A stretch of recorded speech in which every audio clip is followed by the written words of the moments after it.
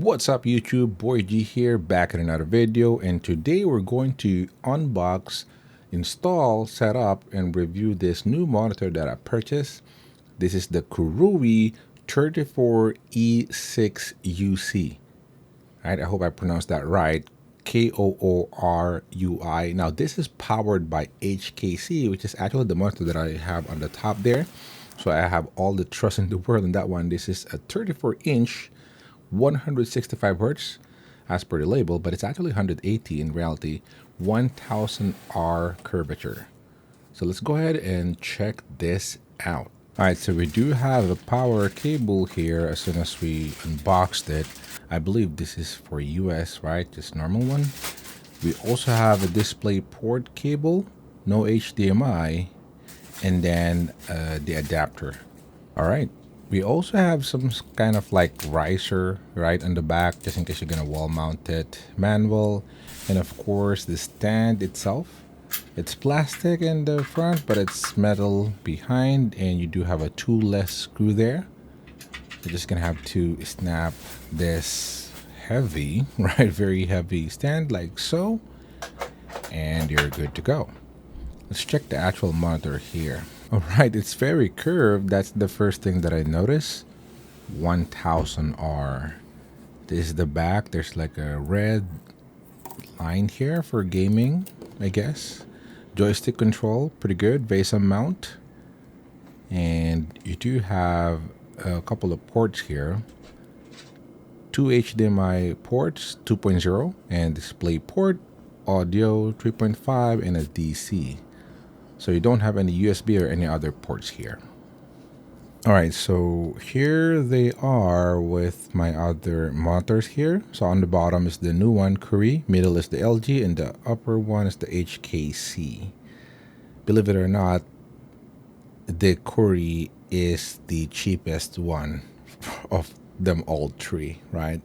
I guess it's just the time, different times right now. But as you can see, the curve is 1000 R, so very, very aggressive curve. You're gonna get used to it, but yeah, once you're used to it, it's actually pretty amazing. So let's go ahead and put this stand here. Again, like in the beginning, very, very easy. Toolless, you're not gonna need any tool. So you can use that screw on the bottom, snap it in place like so. You can also poke it underneath if you want to remove it. But the good thing is the mobility, right, or adjustability is pretty good, right? Height is really, really good. You can put it as low as you can. That's the highest point. You can tilt it upwards like so, downwards as well, which is very helpful.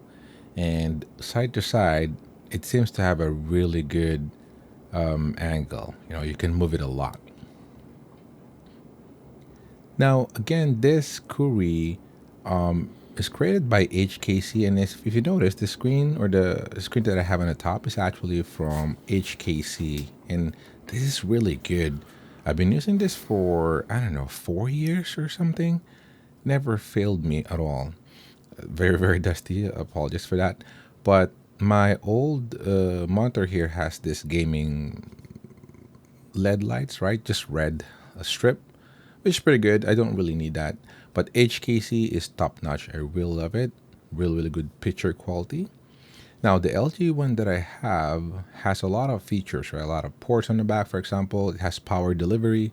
So just one USB cable to my laptop and it's already charging my laptop. It's pretty good. I have that, but this is quite expensive as well.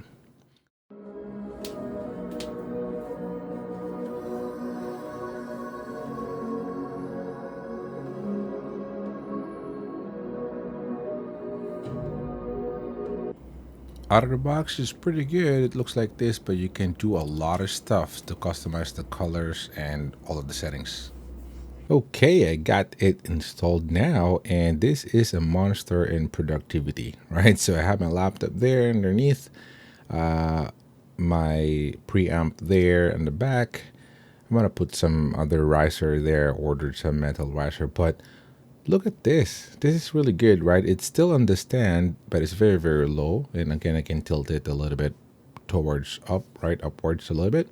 But as you can see productivity itself, it's a powerhouse, right? You can have an email here, a spreadsheet on the bottom left corner, YouTube, and then you have the second screen. So I installed them on the top of each other, right? The 34-inch LG that I have, Ultrawide, is on top, and then the KOORUI one is on the bottom for gaming. It's amazing, guys. Okay, so let's go ahead and inspect it further here. So as you can see, I really love the color, right? The color profile of it, it's exact like my HKC. On an SDR, it's amazing. I didn't like the HDR. I think HDR is basically useless. Again, same with my HKC and even LG. But the curve, again, you have to get used to it, right? It's 1000R. It's very, very curved. But if you notice, it has a much better viewing angle, right? So everything is really, really visible, even on the farther right because of the angle. But my IPS, by the way, I forgot to mention that my LG is an IPS panel, but this one is 180 hertz, right? My IPS LG on the top is just up to 75 hertz, but my LG is, or this one, the KOORUI, is 180. Although both of them says HDR not certified. I think it's, some licensing and stuff. They do support HDR, they're just not certified or licensed or whatever. But yeah, looks amazing. But again, if we turn on the HDR, at least on my end here, I don't like it, right? My HDR and my OLED Samsung TV is the best if I'm going to compare this. Very bright and it looks washed out, right? Like the contrast is pretty low. Is it low? I guess. But look at this. If we disable the HDR, it looks tons better, right? Colors just popping out, and basically it has a great contrast. I believe it has a contrast of 4000 to 1, which is amazing again on an SDR. So you don't really need HDR to enjoy this. Now this is the joystick. Let me show you the settings, right? If you press on right, it's just gonna give you the brightness, contrast brightness or dynamic contrast ratio. On the top, it's just the source. On the bottom, of course, just the exit or back. And then the left, it's the menu, right? It says KOORUI Gaming 180 hertz, right? So first setting is game mode, right? So from the game mode, you can disable this MPRT. This is actually like a black insertion, right? Which is actually really good. Just a tip, I'm using that all the time. But FreeSync Premium, so you can enable that. And then one good thing, there is a dark field effect here. It's kind of like contrast. Look at this. If I scroll it down, it accentuates, right, the shadows, or it basically make it darker. It's pretty good, if you want to have a better contrast or like a darker screen, if your room is dark as well. You do have a response time of normal, fast, and fastest. I don't really notice any difference, but I'm going to show it to you later on our space test. But again, MPRT is the best here. And then crosshair and timer. I'm going to show you the effect of MPRT later on. It's actually really great. It's useful on games. It's essentially removing the shadowing, right? So that's really good. I'm going to show it to you later on because we're going to test a couple of games that I have here, so you can really see the is it trailing or black, like the shadow trailing, right? You can see that later on. So you do have brightness again here, contrast, but yeah, VA panel, as you know, is notorious on ghosting. Okay, that's the word I'm looking for, ghosting. But this is actually good because once you enable that MPRT, it's essentially lowering the ghosting, which is really, really cool. So you do have the gamma here. I'm using 2. It's just personal preference, right? Whatever temperature you would like to use. Input, again, you do have input and then scenario. This is the interesting one. You have a couple of scenarios here. FPS, RPG, RCG, movie. iSaver is pretty cool, especially the ebook. So as you can see, there's an ebook mode here. If we actually enable that, look at this. It's it looks like an ebook reader, right? What's the name of that brand again? I forgot. But it's like black and white, no blue light whatsoever, right? Pretty cool if you're reading book or something. But you do have that DCI-P3. Again, these are the presets. sRGB if you prefer that. All right, so let's go into some gaming here, right? First, I'm going to show you the ghosting. I think that's the really important thing in VA panel, right? So look in the pillars, the walls, and the stuff here, right? The black accents on it. You're not probably noticing it right now because I'm using this MPRT, which is just really increasing the response time right into the shadows. Essentially, black frame insertion, I believe. You just Google it out, right? MPRT. Right. But look at this. If I disable that, right, and bring down the brightness a little bit, or increase the dark light effect. Look at the back, right? So look at this. So if I move a little bit, you're seeing some changing in color, kind of like a green. I look at the bottom here, right? So those bottles. So look at that. A little bit of blur, right? Let's try to go into something Right. really obvious. So on the trees. So you do have trees there, but I'm using the MPRT right now. So let me go ahead and disable that. Regardless if it's past this. Let me bring it down a little bit so you can see the black. Now stare on this stuff. You see that? That is the ghosting, right? If I do that on my IPS LG, again, the monitor on the top is LG. It doesn't really do that. But look at this. This is the ghosting, which is just bonkers, right? Bad on VA panel. However, the MPRT kind of help fix that, right? So I enable it, and look at this. Virtually non-existent anymore, right? It's there, but you don't really feel it. So let's check the actual battle, right? Like a real world usage. See, animations, effects, shadows, it'll be fine as long as you enable the MPRT. Especially if you're playing on HDR, it's gonna be amazing. Almost no trailing, no ghosting anymore. So yeah, look at that. Effects are pretty good, and yeah, I love it actually. Really, really good looking, and more lively, right, than my IPS. IPS kind of just the color of it is a little bit muted. So this is a Stellar Blade. As you can see, really fast action, fast movement, and a lot of effects, but there's really not much ghosting here. All right. Again, I'm using the MPRT.